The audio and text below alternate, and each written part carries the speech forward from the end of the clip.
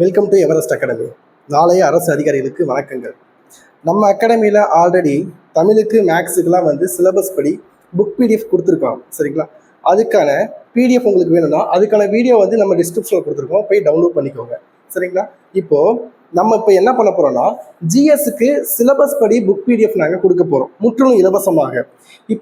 நம்ம சிலபஸில் இருக்க ஒவ்வொரு யூனிட்டுக்கும் அந்த யூனிட்ல கவர் ஆகிற ஒவ்வொரு பாடங்களுக்கும் கம்ப்ளீட் வேர் டு ஸ்டடி கொடுத்து அதில் என்னென்ன பாடங்கள் ரொம்ப இம்பார்ட்டண்ட்டோ அந்த பாடங்களுக்கு ஸ்டார் வடிவில் இம்பார்ட்டன்ட் கொடுத்து உங்களுக்கு கம்ப்ளீட் ஒரு ஸ்டடி மெட்டீரியலாகவே உங்களுக்கு கொடுக்க போகிறோம். சரிங்களா? நம்ம பிடிஎஃப் எப்படி கொடுக்குறோம்னா இங்கே பாருங்க. ஹிஸ்ட்ரின்னு எடுத்துக்கிட்டிங்கன்னா ஹிஸ்ட்ரியில் மொத்தம் ஹிஸ்ட்ரி சிலபஸை நாங்கள் மொத்தம் 8 பார்ட்டாக பிரிச்சிருக்கோம். ஃபர்ஸ்ட் பார்ட் எப்படின்னா ஹிஸ்ட்ரியில் சிந்து சமவெளிங்களா, சிந்து சமவெளியில் என்னென்ன இந்த சிந்து சமவெளிங்கிற டாப்பிக்கில் என்னென்ன பாடம் கவர் ஆகுதோ அந்த பாடங்கள் எல்லாமே எந்த பாடங்களை where to study complete where to study கொடுத்து அந்த பாடத்துக்கு எவ்வளோ முக்கியத்துவம் கொடுக்கணுங்கிறத ஸ்டார் வடிவில் நாங்கள் குறிப்பிட்டிருக்கோம். சரிங்களா? இந்த சிந்து சமவெளி நாகரிகம் 11th எத்திக்ஸ்னா குரூப் ஒர்க் அவ்வளோக்கா இம்பார்ட்டன்ட் இல்லை, ஆனால் நம்ம படிச்சுக்கணும் அப்படிங்கிறதுக்காக ஸ்டார் கம்மியாக கொடுத்துருக்கோம். ஸோ ஒவ்வொரு இதுவும் நீங்கள் ஸ்டார் எவ்வளோ கொடுத்துருக்கோமோ அதைப்படி நீங்கள் இம்பார்ட்டன்ட் பண்ணி படிச்சுக்கோங்க. அடுத்து இங்கே பாருங்க, அதே மாதிரி சிந்து சமவெளிங்களா, அதே மாதிரி ஐஎன்எம்னு எடுத்துக்கிட்டோம், இந்தியன் நேஷனல் மூவ்மெண்ட் எடுத்துக்கிட்டோம்னா அதுக்கும் நம்ம 3 பிடிஎஃப் கொடுத்துருக்கோம். 3 பிடிஎஃப் கொடுக்காம கவர்மெண்ட் பிடிஎஃப்பும் கொடுத்துருக்கோம். கவர்மெண்ட் பிடிஎஃப் என்ன கொடுத்துருக்கோம் பாருங்களேன். ஒரு சில டாபிக்ஸ் நம்ம ஸ்கூல் புக்கில் இருக்காது, ஸ்கூல் புக்கில் கவர் ஆகாத டாப்பிக்கில் நம்ம என்ன பண்ணியிருக்கோம்னா வெளியிருந்த சோர்ஸ்னால் வேற ஏதோ ஒரு நம்புறதுக்கு நம்ம கவர்மெண்ட் பிடிஎஃபே கொடுத்துருக்காங்களே, அதை நம்பினா இன்னும் நமக்கு ரொம்ப ஹோப்ஃபுல்லாக இருக்கும். நம்ம கவர்மெண்ட்லேயே இந்திய தேசிய இயக்க தலைவர்கள் பற்றி ஒரு பிடிஎஃப் இருக்குது. ஸோ இது நமக்கு தெரியும்ல, இந்திய தேசிய தலைவர்கள் தமிழக தலைவர்கள் சொல்லிட்டு டாபிக் இருக்குது இந்தியன் நேஷனல் மூவ்மெண்ட்டில்.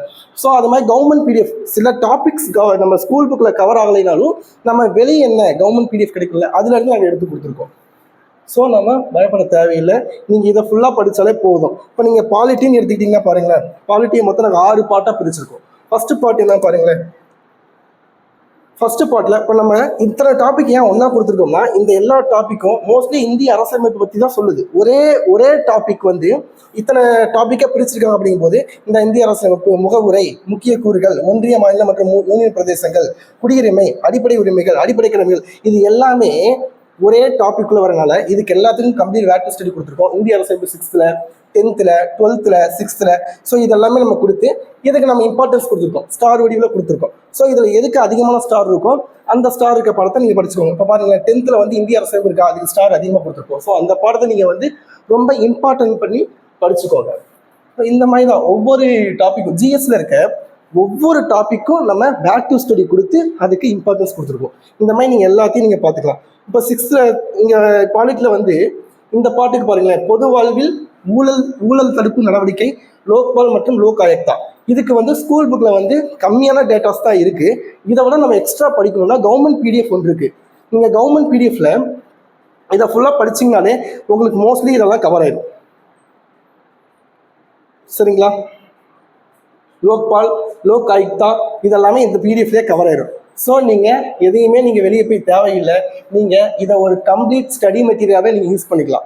சரிங்களா? இப்போ நம்ம கவர்மெண்ட் எக்ஸாம் ப்ரிப்பேர் பண்ணோம்னா கண்டிப்பாக நமக்கு என்ன தேவைன்னா புக் சோர்ஸ் கண்டிப்பாக தேவை. உங்களுக்கு லாஸ்ட்டாக ஒரு கதை ஒன்று சொல்கிறேன். இந்த கதை எல்லாத்துக்குமே உங்களுக்கு தெரிஞ்சது தான், நீங்கள் ஆல்ரெடி நீங்கள் இதுக்கு கேள்விப்பட்டிருப்பீங்க.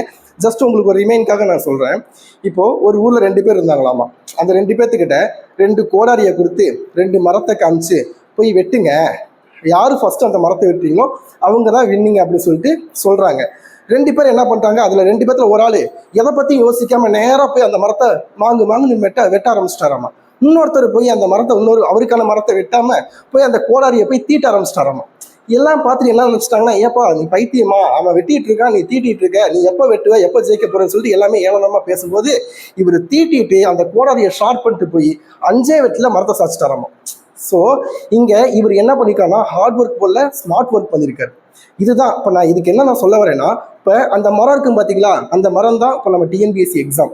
கோடாரிங்கிறது என்னன்னா நம்ம யூஸ் பண்ணுற புக்ஸ் மெட்டீரியல்ஸ் எல்லாமே. இப்போது நமக்கு டைம் கம்மியாக இருக்குது, டக்குன்னு வெட்டணும்னா நம்ம ஏதோ ஒரு புக்கு ஏதோ ஒரு மெட்டீரியல் எடுத்து வச்சு நம்ம படிக்கிறத விட்டுவிட்டு நம்ம கரெக்டான மெட்டீரியல் கரெக்டான புக்ஸை நம்ம எடுத்து படித்தோம். அப்படிங்கும்போது அந்த மரத்தை 5 அட்டயத்தில் வெட்டி இழுத்துனாங்க பார்த்தீங்களா, அதே மாதிரி நம்ம டக்குன்னு வீழ்த்திட முடியும் இந்த எக்ஸாமை. சரிங்களா? ஸோ அதனால் புக் சோர்ஸு, புக் பிடிஎஃப் எல்லாத்தையுமே நீங்கள் வந்து கரெக்டாக இந்த பாடத்தை தான் படிக்கணும், இதுக்கு இவ்வளோ இம்பார்ட்டன்ஸ் கொடுக்கணுங்கிறது நமக்கு தெரிஞ்சால் மட்டும்தான் நம்மளால் இந்த குறுகிய காலத்தில் நம்ம படித்து பாஸ் பண்ண முடியும். அதனால தான் உங்களுக்கு வந்து இம்பார்ட்டன்ஸ் கொடுக்கறதுக்குலாம் ஸ்டார் வடிவில் கொடுத்துருக்கோம். வேறு என்ன டவுட்ஸ் இருந்தாலும் நீங்கள் கமெண்ட் செக்ஷன் சொல்லுங்கள், அதுக்கு நாங்கள் டீட்டெயில்ஸாக உங்களுக்கு வந்து எக்ஸ்ப்ளனேஷன் கொடுக்குறோம். சரிங்களா? இந்த வரப்போகிற எக்ஸாமில் பாஸ் பண்ணி எல்லாருமே கவர்மெண்ட் அதிகாரியாக மாறுவதற்கு எங்களோட வாழ்த்துக்கள். Seek the peak with as.